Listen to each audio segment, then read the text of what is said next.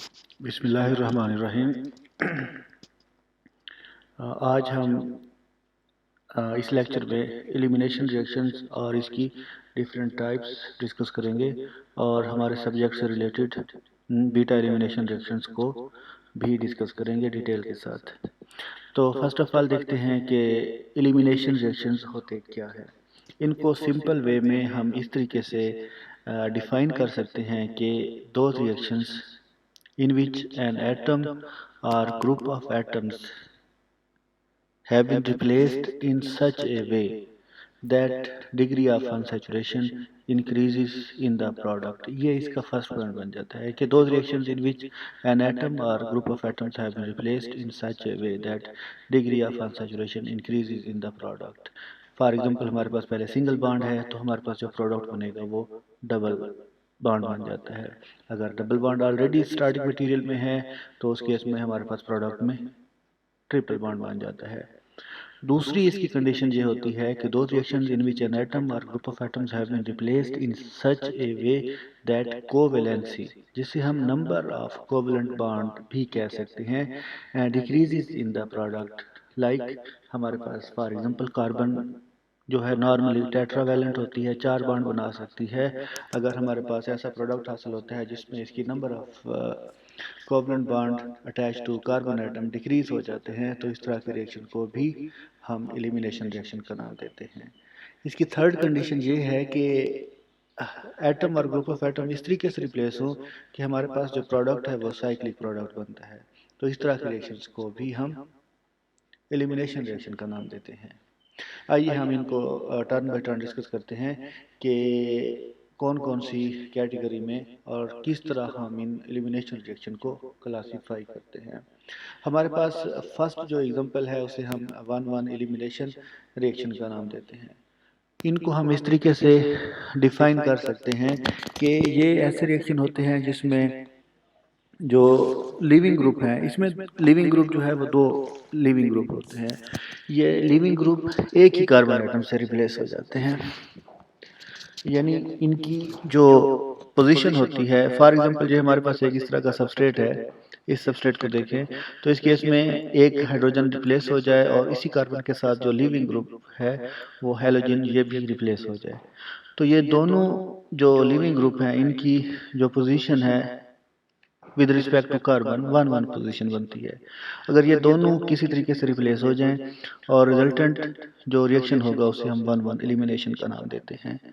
इसका alternate name हम इसे कह सकते हैं कि अगर हम इसको लेटर इस्तेमाल करें तो ये लिविंग ग्रुप की जो पोजीशन है ये अल्फा के hydrogen with respect to halogen alpha position पे है लिविंग ग्रुप, और ये जो लिविंग ग्रुप क्लोरीन है with respect to this leaving group ये भी अल्फा पोजीशन पे है। कि हम सिंपल वे में ये कह सकते हैं कि both leaving group they are alpha to each other.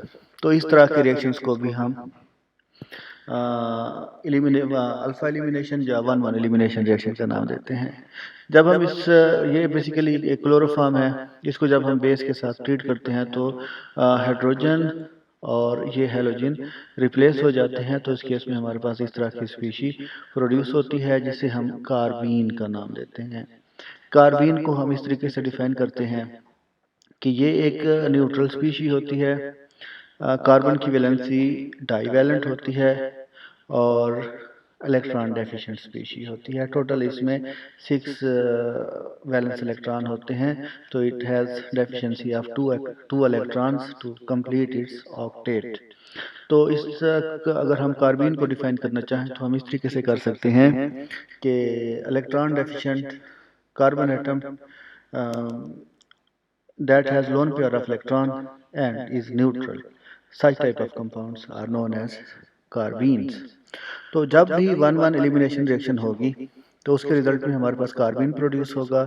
इस केस में कार्बन की जो वैलेंसी है वो टेट्रावैलेंट है, कार्बन ने 4 बॉन्ड बनाए हुए हैं। तो रिजल्टेंट जो प्रोडक्ट प्रोड्यूस हो रहा है तो उसमें डाईवैलेंट कार्बन प्रोड्यूस हो रहा है। तो valency covalency of carbon atom जो हमने यहाँ पे डिफाइन किया था वो डिक्रीज हो रही है और उसके रिजल्ट में हमारे पास कार्बन प्रोड्यूस होती है।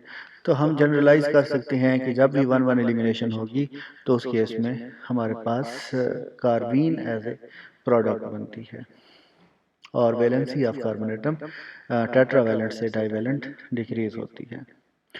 दूसरी इसका अगर हम मैकेनिज्म देखना चाहें तो इस तरीके से हम इसको देख सकते हैं। बेस इस हाइड्रोजन को रिप्लेस कर देगा, इस वजह से रिप्लेस करेगा कि due to electron withdrawing inductive effect of 3 halogens, ये हाइड्रोजन है, it has got some degree of electron deficiency, और ये बेस सेंसिटिव हो जाता है। बेस इस हाइड्रोजन को पिक करेगा तो उसके रिजल्ट में negatively charge carbon atom carbon ion produce होगा। और उसके बाद नेगेटिवली चार्ज कार्बन एटम से chlorine with negative charge chloride ion leave करेगा, और उसके रिजल्ट में हमारे पास carbon with lone pair of electron produce हो जाएगा। सिंपल वे में हम ये कह सकते हैं कि ये जो कार्बन पे नेगेटिव चार्ज है वो क्लोराइड ले जाता है, रिजल्टेंट जो स्पीशी बचेगी उस पर कोई चार्ज नहीं होगा, और जो इलेक्ट्रॉन्स बचेंगे वो in the form of lone pair इसके ऊपर रह जाएंगे, और इससे हम इस वजह से ये इसका ऑक्टेट कंप्लीट नहीं होता, और ये वाली स्पीशी जो है वो इलेक्ट्रॉन डेफिशिएंट होती है। सबसे दूसरी जो टाइप है उसे हम 1,2 एलिमिनेशन का नाम देते हैं। 1,2 एलिमिनेशन में जो लिविंग ग्रुप हैं दे आर एट 1,2 पोजीशन, यानी ये जो लिविंग ग्रुप हेलोजिन है एक्स है वो कार्बन 1 पे मौजूद होगा, और दूसरा जो हाइड्रोजन है वो कार्बन 2 पे मौजूद होगा।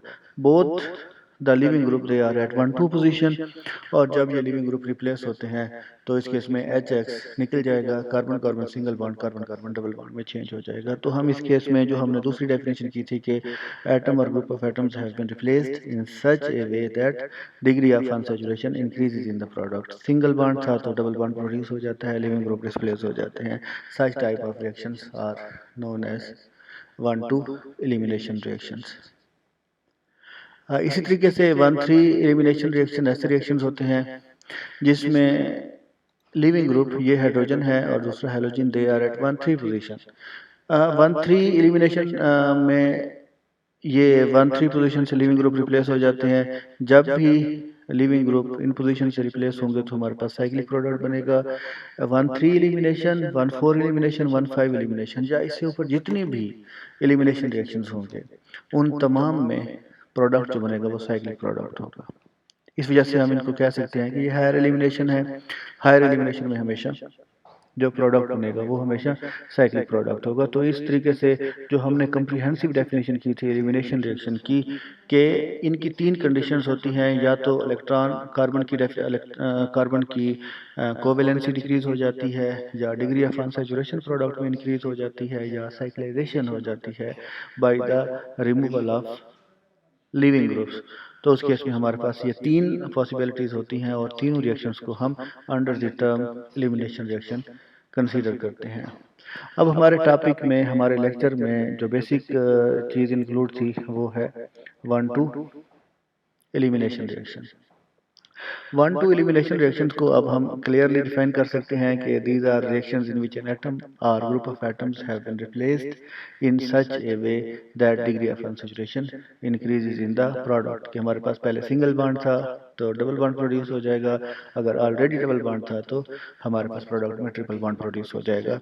सच types of reactions are known as 1,2 elimination, और इसको हम बीटा एलिमिनेशन का नाम भी दे सकते हैं। जब हम इसकी बेसिक रिक्वायरमेंट की बात करते हैं कि हमारे पास जो सबस्ट्रेट है वो कौन कौन से substrate beta elimination reaction show कर सकते हैं, तो इसकी बेसिक रिक्वायरमेंट ये है कि बीटा कार्बन एटम पे एटलीस्ट 1 हाइड्रोजन एटम होना लाजमी होता है। ये हेलोजन के साथ वाला जो हाइड्रोजन एटम है इसे हम अल्फा हाइड्रोजन कहते हैं। अल्फा हाइड्रोजन के जो साथ वाला कार्बन एटम होगा हम इसे बीटा कार्बन का नाम देते हैं। बीटा कार्बन के साथ जो हाइड्रोजन अटैच होंगे हम इन्हें बीटा हाइड्रोजन्स का नाम देते हैं। तो ये बेसिक जो सबस्ट्रेट है ये एलिमिनेशन रिएक्शन की रिक्वायरमेंट को फिलफिल कर रहा है कि इस सबस्ट्रेट पे लिविंग ग्रुप और इसकी बीटा पोजीशन पे हाइड्रोजन एटम भी मौजूद है।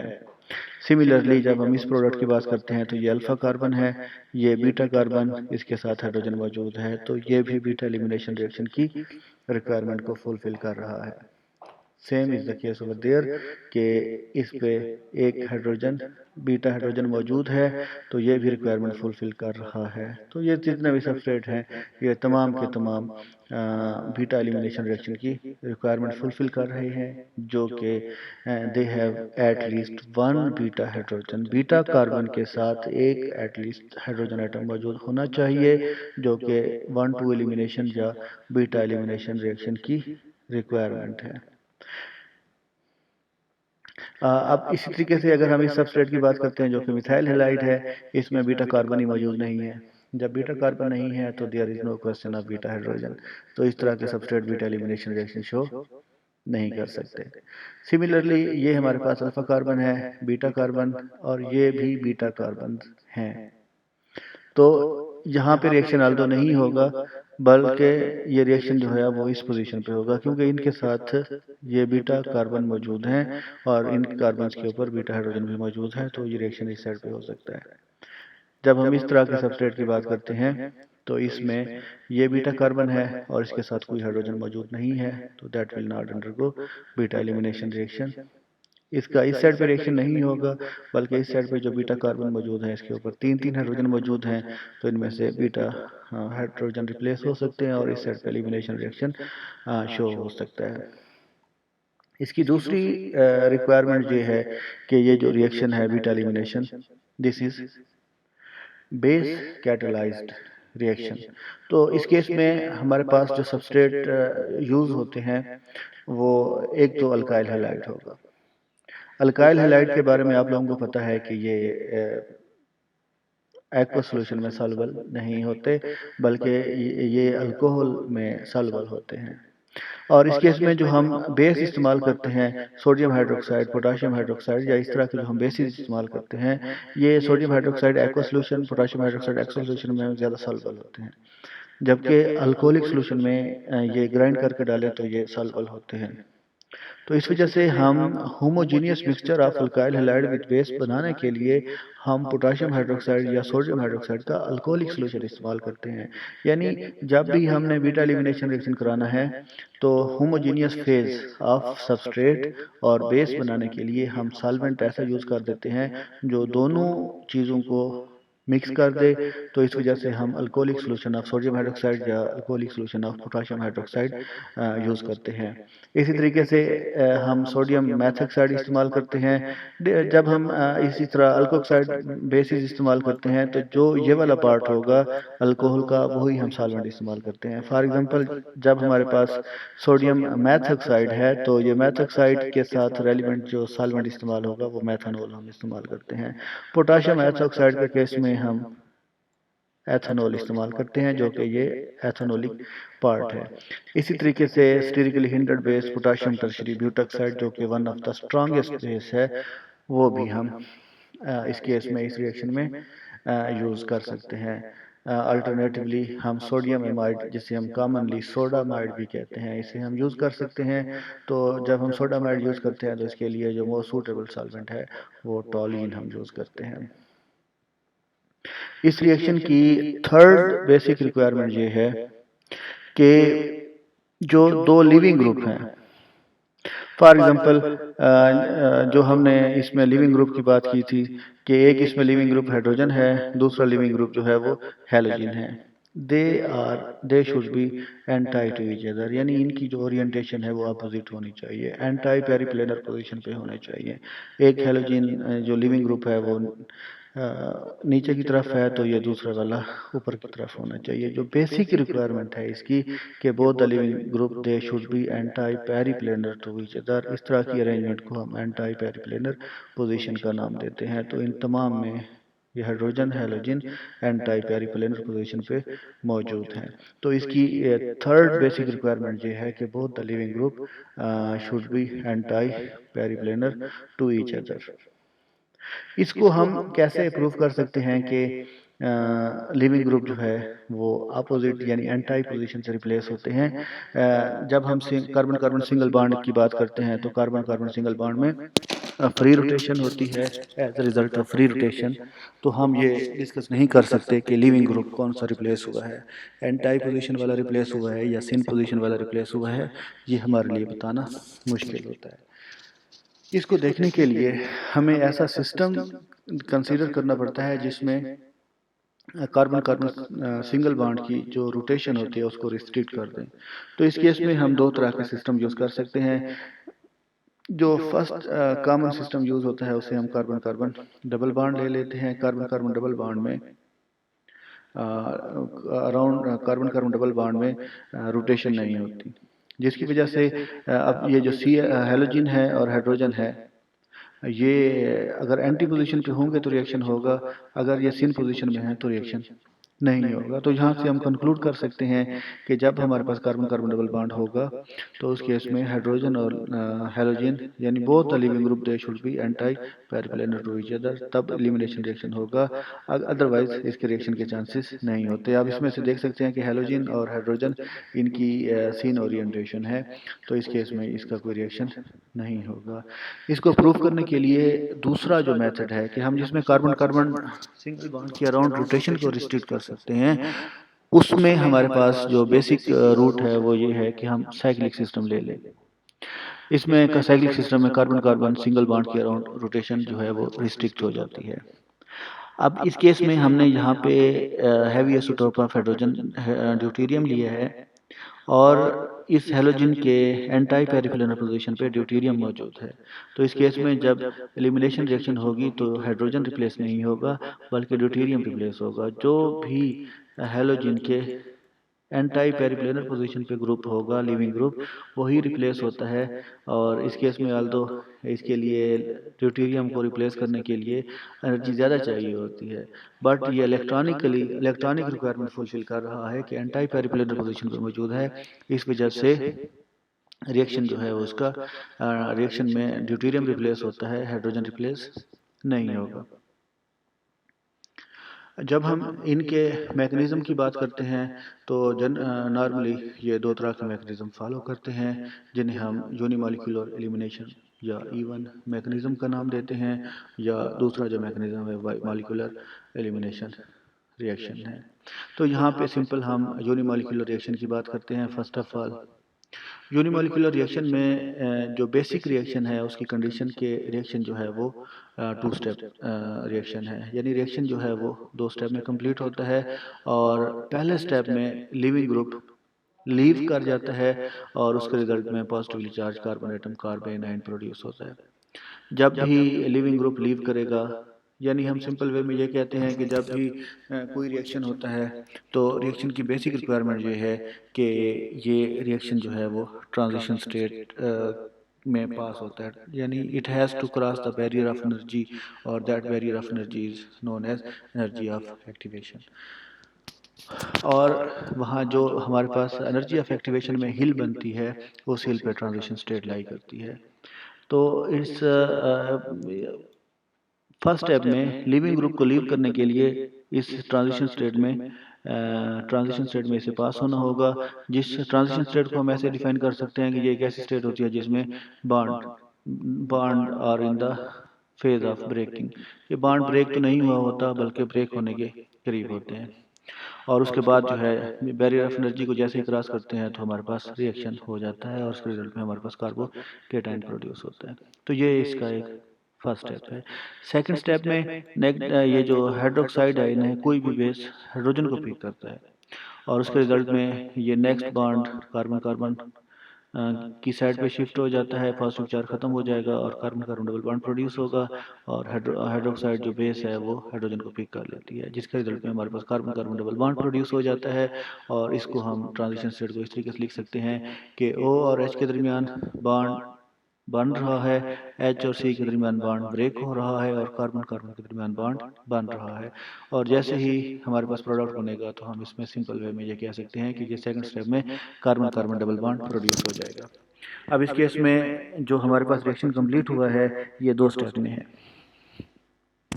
जब हम इसकी काइनेटिक्स की बात करते हैं तो हमने ये देखा हुआ है कि जब भी रिएक्शन सेवरल स्टेप में कंप्लीट होगा तो every step has got its own rate of reaction. For example इस केस में फर्स्ट स्टेप का अपना रेट ऑफ रिएक्शन होगा, सेकंड स्टेप का अपना रेट ऑफ रिएक्शन होगा। ओवरऑल रेट ऑफ रिएक्शन जिसमें हमारे पास ये सबस्ट्रेट इस प्रोडक्ट में कन्वर्ट हो रही है, इन दोनों स्टेप में से उस स्टेप पे डिपेंड करेगा जो स्लो स्टेप ऑफ रिएक्शन है। और स्लो स्टेप ऑफ रिएक्शन वो होता है जिसमें नॉर्मली बॉन्ड ब्रेक हो रहे होते हैं। तो यहाँ से हम सिंपल वे में कंक्लूड कर सकते हैं कि ये जो हमारा फर्स्ट स्टेप होगा ये स्लो स्टेप होगा। तो ओवरऑल रिएक्शन एलिमिनेशन रिएक्शन जो है वो फर्स्ट स्टेप पे डिपेंड करेगा, सेकंड स्टेप पे डिपेंड नहीं करेगा। यानी रेट ऑफ रिएक्शन जो है जितना हमारे पास कार्बोकेटाइन बन रहा है उतना वही उसका जो है ना वो रेट ऑफ रिएक्शन होगा। ये फर्स्ट स्टेप होता है तो इसमें रेट ऑफ रिएक्शन इस पर डिपेंड नहीं करता। जब हम इसकी काइनेटिक्स की बात करते हैं तो काइनेटिक्स में जो रेट ऑफ रिएक्शन है बेसिकली रेट ऑफ रिएक्शन क्योंकि स्लो स्टेप पे डिपेंड करता है। अब इस स्लो स्टेप में सिर्फ एक स्पीशीज इन्वॉल्व हो रही है, स्लो स्टेप में सिर्फ सबस्ट्रेट ही इन्वॉल्व हो रही है। तो इस वजह से हम ये कह सकते हैं कि जो इसका रेट ऑफ रिएक्शन होगा वो सिर्फ और सिर्फ सबस्ट्रेट पे डिपेंड करेगा। यानी rate of reaction is directly proportional to the change in concentration of substrate, या हम सिंपल वे में मोलर कंसंट्रेशन ऑफ सबस्ट्रेट की भी बात कर सकते हैं। जब हम साइन ऑफ प्रोपोर्शनैलिटी रिमूव करते हैं तो हम रेट कांस्टेंट के लगाते हैं, तो rate of reaction is equal to K substrate. When we talk about order of reaction is basically exponent sum of molar concentration of reactants. तो इस केस में एक ही स्पीशी इन्वॉल्व हो रही है और ऑर्डर ऑफ रिएक्शन जो बेसिकली एक्सपेरिमेंटली डिटरमिन्ड क्वांटिटी होती है, और इस केस में order of reaction with respect to substrate इसका 1 होगा, क्योंकि इसमें जो बेस है वो फर्स्ट स्टेप में इन्वॉल्व ही नहीं हो रहा। इस वजह से by changing the concentration of base rate of reaction पे कोई फ़र्क नहीं पड़ेगा।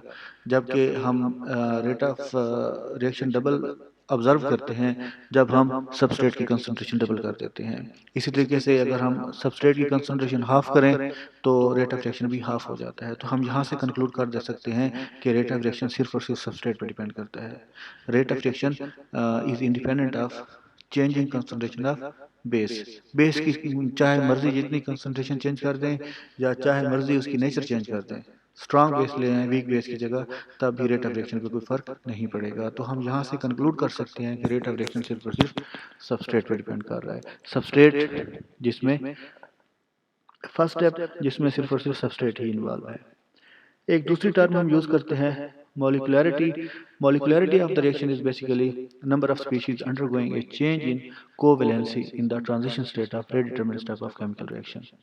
अब हम जब रेट डिटरमिनिंग स्टेप की बात करते हैं तो फर्स्ट स्टेप ही रेट डिटरमिनिंग स्टेप है। तो इस केस में सिर्फ अगर हम इसकी ट्रांजिशन स्टेट की बात करते हैं, फर्स्ट स्टेप की ट्रांजिशन स्टेट की बात करते हैं, तो इसमें सिर्फ सबस्ट्रेट इन्वॉल्व हो रहा है। जो हमने डिफाइन किया कि number of species undergoing A change in covalency in the transition state of rate determining step of chemical reaction, तो ये ट्रांजिशन स्टेट है, इसमें सिर्फ और सिर्फ एक स्पीशी इन्वॉल्व हो रही है। तो इस वजह से जो इसकी मॉलिक्यूलरिटी होगी वो 1 होगी। मॉलिक्यूलरिटी को हम इस वजह से कहते हैं कि ये यूनिमॉलिक्यूलर होगा। ठीक है, on the basis of molecularity of the reaction हम इसे यूनिमॉलिक्यूलर रिएक्शन कहते हैं। आल्दो ऑर्डर ऑफ रिएक्शन इसका भी 1 है, मॉलिक्यूलरिटी भी इसकी 1 है। जो हम यूनिमॉलिक्यूलर रिएक्शन इसे कह रहे हैं वो सिर्फ और सिर्फ मॉलिक्यूलरिटी की बेस पे ही कहते हैं। मॉलिक्यूलरिटी को हम थ्योरेटिकली प्रेडिक्ट कर सकते हैं। अगर हमें रूट ऑफ रिएक्शन पता है तो हम इसकी मॉलिक्यूलरिटी को फाइंड आउट कर सकते हैं कि ये यूनिमॉलिक्यूलर है या बाईमॉलिक्यूलर है। जबकि ऑर्डर ऑफ रिएक्शन को हम थ्योरेटिकली प्रेडिक्ट नहीं कर सकते। Order of reaction experimentally determine quantity है। हमें एक्सपेरिमेंट करना पड़ता है कि रेट ऑफ रिएक्शन किन किन स्पीशी पर डिपेंड कर रहा है। रेट ऑफ रिएक्शन सबस्ट्रेट पर डिपेंड कर रहा है तो with respect to substrate order of reaction 1 होगा। रेट ऑफ रिएक्शन बेस पर डिपेंड कर रहा है तो with respect to this base order 1 होगा, दोनों का सम 2 हो जाएगा। तो इस केस में पर्टिकुलरली यूनिमॉलिक्यूलर केस में बेस की कंसंट्रेशन चेंज करने से, बेस की नेचर चेंज करने से रिएक्शन पे कोई फर्क नहीं पड़ता। तो इस वजह से सॉरी जो इसका ऑर्डर ऑफ रिएक्शन होगा यूनिमॉलिक्यूलर रिएक्शन के केस में वो 1 होगा। Thank you.